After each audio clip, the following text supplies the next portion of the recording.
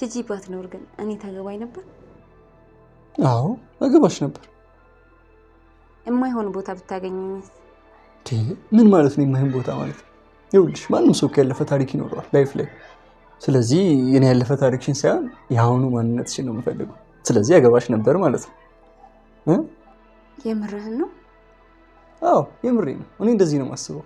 እንዴ አንቺ ሰው ጥፋት አጥፍቶ ታስሮ ተቀጥቶ ከዛ በኋላ እንደ አዲስ ማህበረሰቡን ተቀላቅሎ እየኖረ የለ እንዴ?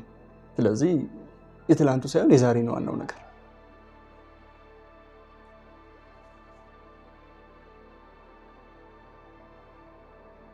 እንዴ ምን ሆነሽ ነው?